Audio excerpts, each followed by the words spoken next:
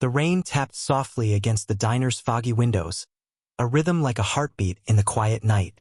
Ethan Caldwell, billionaire tech mogul, sat alone in a cracked leather booth. His tailored suit felt out of place among the faded checkered floors and flickering neon sign buzzing open. The clock ticked past midnight. The diner was empty, save for the faint clink of dishes from the kitchen. Ethan's coffee steamed, untouched, as he stared at his phone, emails piling up like burdens. He'd stopped here on a whim, driving aimlessly after a boardroom fight left him hollow. Why did success feel so heavy? The air smelled of grease and old coffee, grounding him in this forgotten corner of the world. A soft melody broke the silence. Piano notes, delicate and haunting, floated from the back of the diner. Ethan froze, his fingers tightening around the mug. The music wasn't loud, but it pierced the stillness, each note carrying a weight of longing. He glanced around, no jukebox, no radio. The diner was empty, wasn't it? His heart quickened. The melody wove through the air, pulling at something deep inside him, something he'd buried under deals and deadlines. He stood, his polished shoes squeaking on the floor, and followed the sound. The notes grew clearer, a song he didn't know but felt he should.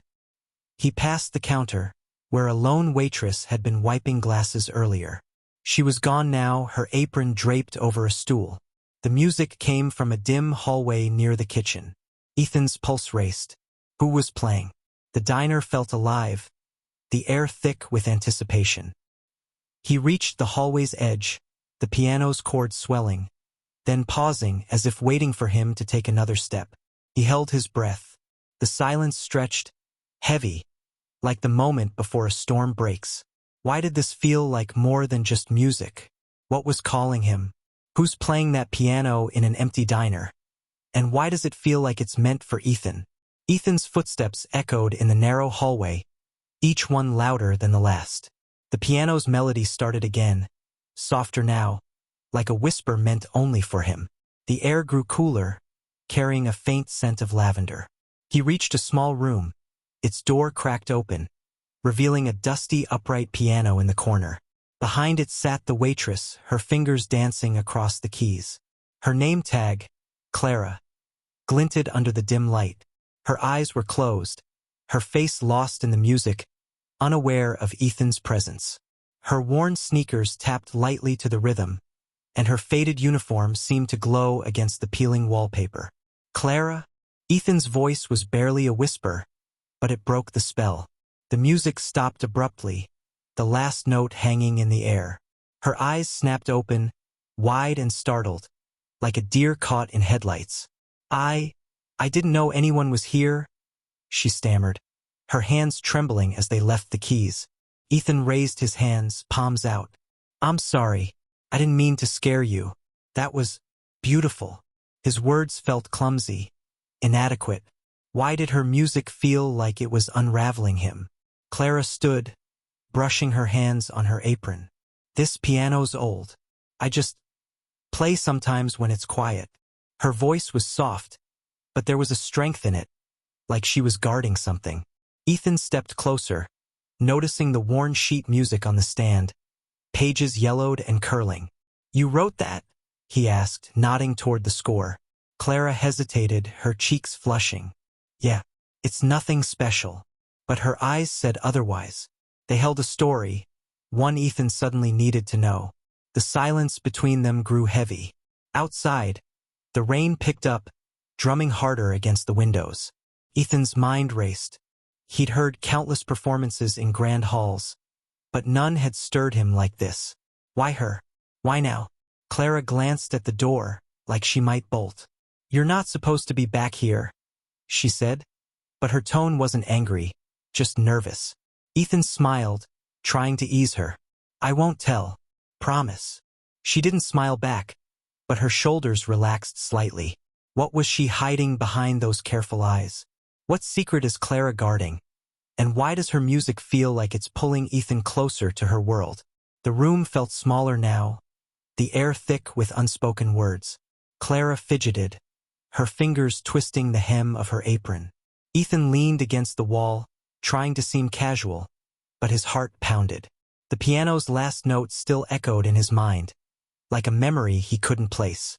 "How long have you played?" he asked, breaking the silence.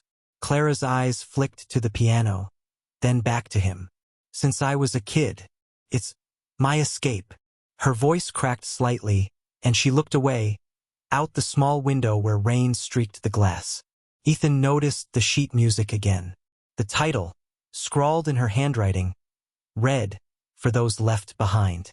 The words hit him like a punch. "That's a heavy title," he said softly. Clara's lips tightened, and for a moment, he thought she wouldn't answer. "It's for my brother," she said finally, her voice barely above a whisper. "He's gone. This is how I keep him close." Ethan's chest tightened. He knew loss, his parents, years ago, but he'd buried it under work, wealth, control. Clara's pain was raw, alive in every note she played. "Do you ever play for anyone else?" he asked, curious. She shook her head. "No one comes back here. It's just me and the piano." Her eyes met his, and for a moment they held a challenge. "Why are you still here?" they seemed to ask. Ethan didn't know the answer himself. He only knew he couldn't leave. The rain outside roared now, a distant thunder rumbling. Clara glanced at the door again, then back at the piano like it was her anchor. "Play it again," Ethan said, almost pleading. Clara hesitated, her hands hovering over the keys. Then slowly, she sat and began. The melody filled the room, each note heavy with grief, hope, love. Ethan closed his eyes, letting it wash over him. He saw flashes of his own past. His parents' laughter, their absence, the emptiness he'd tried to fill. When the music stopped, the silence was deafening. Clara was watching him, her expression unreadable. What did she see in him? A rich stranger or something more? Why does Clara's song stir Ethan's buried pain? And what will he do with the connection he feels? The diner's neon sign flickered outside, casting red and blue shadows across the room. Clara stood, brushing a strand of hair from her face. "I should get back to work," she said, but her feet didn't move. Ethan sensed it. She didn't want to break this moment any more than he did. The air hummed with something unspoken, like the diner itself was holding its breath. "Wait," he said, stepping closer. "That song. It's not just about your brother, is it?" Clara's eyes widened, then narrowed. "You don't know me," she said, but her voice wavered. Ethan sat on the piano bench, the wood creaking under him. "I don't. But I know what it's like to carry something heavy." His fingers brushed the keys, not playing, just feeling their cool weight.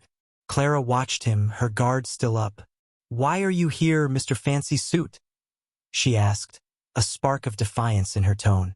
Ethan chuckled, surprised by her bluntness. "Honestly, I don't know. I was driving, and this place felt like it was waiting for me."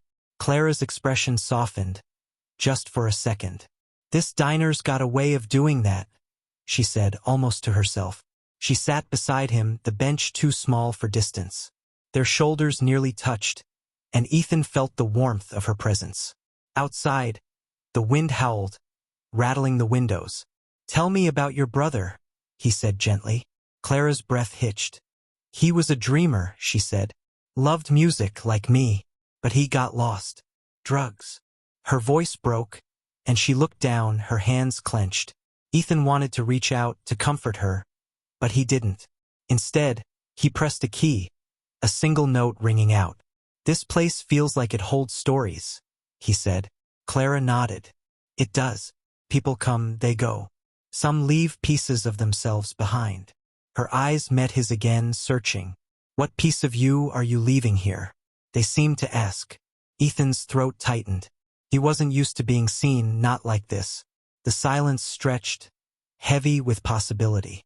Then, a loud crash from the kitchen broke the moment. Clara jumped up. "What was that?" she whispered, her voice sharp with fear. What caused the crash, and will it shatter the fragile connection between Ethan and Clara? Clara bolted toward the kitchen, Ethan close behind. The diner's lights flickered as they pushed through the swinging doors. A metal tray lay on the floor, scattered silverware gleaming in the dim light. The back door was ajar, rain blowing in, pooling on the tiles. "Someone was here," Clara whispered, her voice tight. Ethan's jaw clenched. He stepped forward, peering into the stormy darkness outside. Nothing but shadows and the wail of the wind. "Stay here," he said, but Clara grabbed his arm. "No way. This is my place." Her courage surprised him, stirring something protective in his chest. They searched the kitchen, finding nothing but the mess. Clara's hands shook as she picked up the tray. "Probably just the wind," she said, but her eyes darted nervously. Ethan wasn't so sure. The diner felt different now, like it was hiding something. They returned to the piano room, the air still heavy with the echo of her song. Clara sat at the piano again, her fingers hovering but not playing. "I haven't finished it," she admitted. "The song. It's stuck." Ethan sat beside her. "Maybe it's not supposed to be finished yet," he said softly. She looked at him, her eyes raw. "You think so?" Ethan nodded. "Some things take time, like figuring out why I'm here." He smiled, and this time, she smiled back, small but real. The rain slowed outside, a soft patter now. Ethan felt the weight of the night shift. He didn't want to leave, but dawn was coming. "I'll be back," he promised. Clara's gaze held his, a question lingering. "Will you?" As he drove away, the diner's neon sign glowed in his rearview mirror. Clara's music played in his mind, pulling at him. He'd return. Not just for her, but for the part of himself he'd found in that dusty room. What would happen when he did? Would the song ever be finished?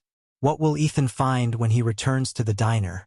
And have you ever stumbled into a moment that felt like it was meant for you? Share your story.